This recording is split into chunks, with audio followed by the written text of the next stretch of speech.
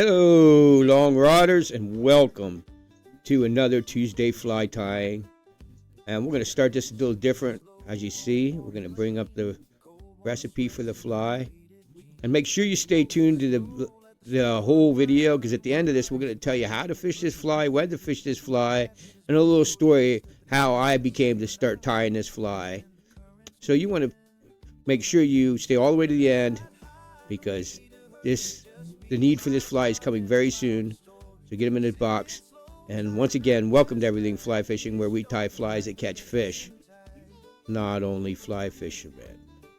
So let's get to the vise.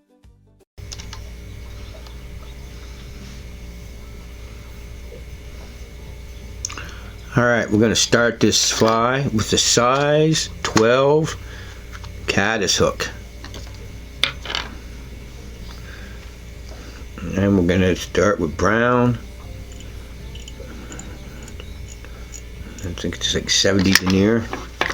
I use really light line. If you're new to starting out with tying, you might want to use a little heavier thread. That's up to you. Justin, pull on your thread and see where the breaking point is, and see where you like your breaking point. And that's how I would adjust it. Okay, now we're going to finish pheasant tail, buddies. I'm gonna use a piece of pheasant tail. You know, just carve a couple pieces of it. Right? And I'm gonna make a decent measure about the tail, and I'm gonna tie that in right back here, all the way back at the bend. And your tail might lay a little bit off on the vise, but that's okay. Next, we are going to tie in wire, but this is gonna be really fine, like the finest wire you can, because we don't want to add weight. We don't want to sink the fly. So, there's the one that's in the top of the water. So, I'm going to tie that in, and I kind of use the wire to help thicken the body, to build a body. And then you're going to wrap this.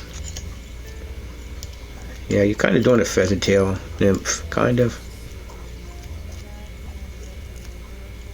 But every time I tied this fly, before I showed you guys how to tie it, I kind of do tie off about 4 or 5 of them.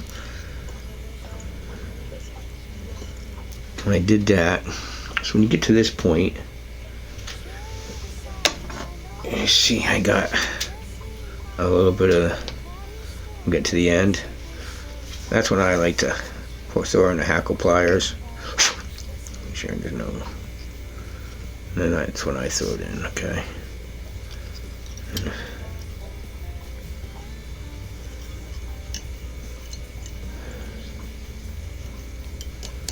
That's why I kind of like to build up the body right here. And then I just go behind it. Okay. Wrap it. And that'll just wrap that forward.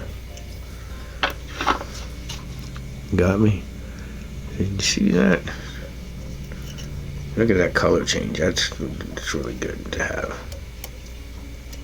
in that bottom half. Okay. Yeah, that's far, okay? Then you take your wire and you wrap it the opposite way. So you're going to start toward me. I'm going to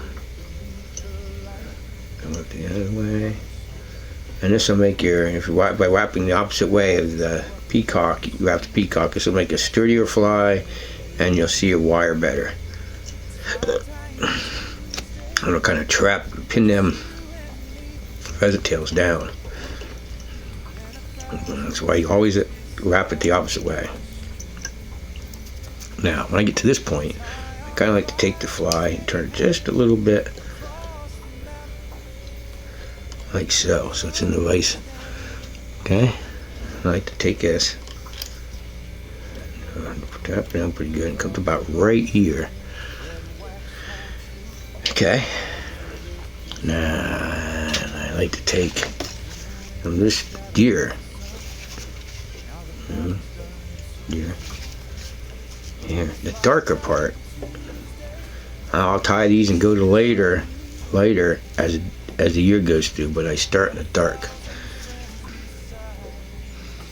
I might have a little bit too much. I'm going to get rid of some.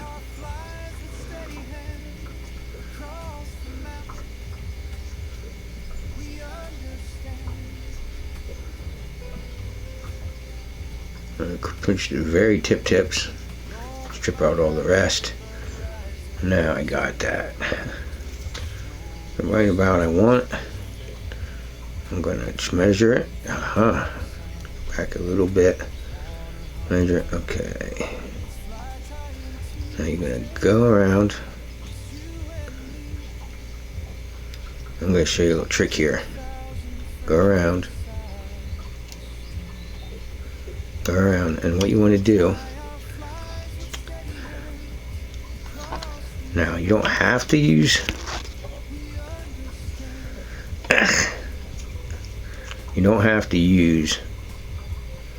super glue. I recommend it. I don't have any right now. I didn't know I ran out. Well, actually dried up, but I need it in a while. But so you wrap super glue, wrap a couple thread wraps, and then that'll hold that from deer hair from slipping out later. And then you just come back here and cut that off. And you want to kind of leave it that little bit there, okay? And you can come in here. I keep freaking losing my hackle. The hackle I have, you used to get more than one out, but you don't wait till I find it. I got one. Okay, and then you want to tie. I like to tie that in with the last little bit of super glue. And then if I don't have enough, I tie that feather in. Now, I'll tell you a couple reasons why this trick works really well. This is a pro tip. Pull it tight. Now, if you let that totally dry, okay, once that dries, you're going to take your hackle pliers, put it on the tip of the feather, which I did find is another one that I used once for another fly, and you're just going to give it, that's why I don't use a feather, because you're not going to give it very much hackle. You're not going to dry fly dress it.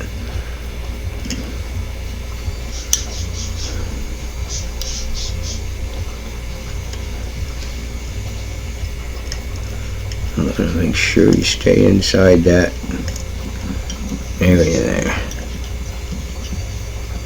Okay, so I usually trap that.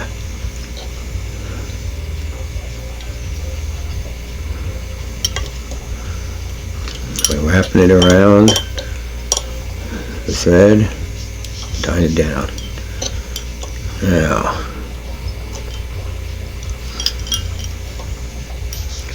I like to go here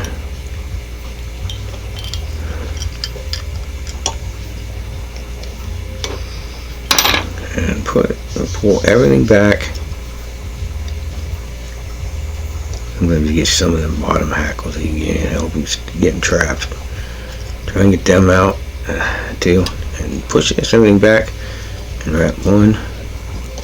And now we're going to go straight here. I'm not done yet, so don't go away.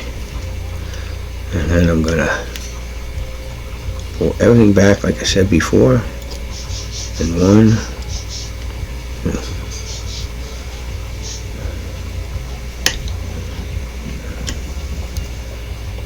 I'm going to do it again. Like I said, pull everything back. Now don't, if you get a little bit further, I'm going to cut everything, trim it out. I'll show you how to do that in a sec.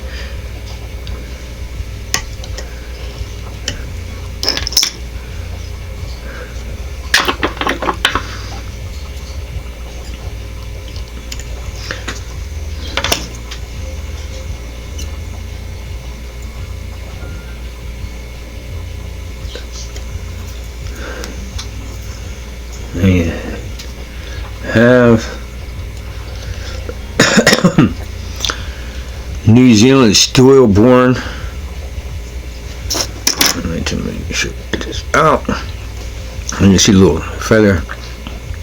That don't matter. I can prevent you to tie on.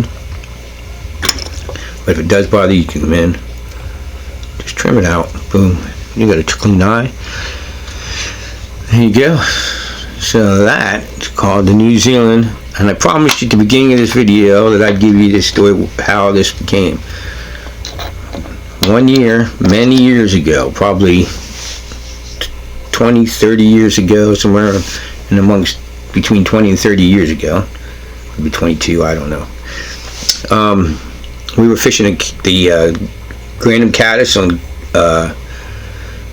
Penns Creek, and we were having no luck. We had elk hair caddises, and we were, we're trying, and we couldn't not hook any up. We come out, and this guy sitting there drinking a beer. He said, "Here, you guys going back out?" And we said, "Yeah, we just wanted to try some different things." And he handed us 4 of these, or well, actually, I think it was 4 of them. And we went back out, and we started railing the fish, man. It was like fish on, fish on, fish on, fish on. And I lost mine, and I didn't go fishing anymore. I tried the elk hair caddis more and didn't catch any more fish. But I kept one of these so I could resemble this. This is great at the Granum caddis hatch. And what you want to do is when you see them skating, you want to skate this a little bit where you think the fish are, and they will rail. This thing is deadly doing the Granum caddis hatch.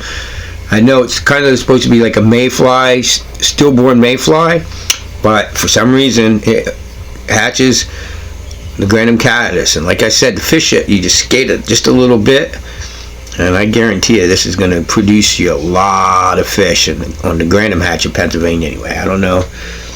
But you can also use it for a mayfly, and I've had luck with it that way too. But man, Granum caddis hatch, these flies are deadly. So there you go. Get it in your box.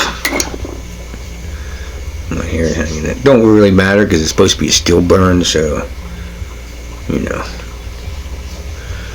But there you guys go, man. You get them in your box. Let me zoom in a little bit closer on this one.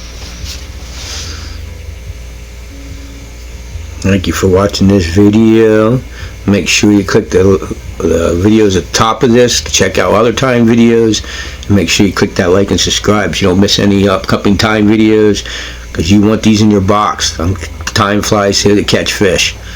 So make sure you get these in your box, every one of them. So don't miss any videos. Click the like and subscribe and that bell notification. Make sure you hit that bell notification so you don't miss any upcoming videos. You're notified when I post. Notified when I post. Peace. You guys have a good day. And good luck in the water. Tight lines. Keep your lines wet, out of the trees, and only give them fish a sore lip.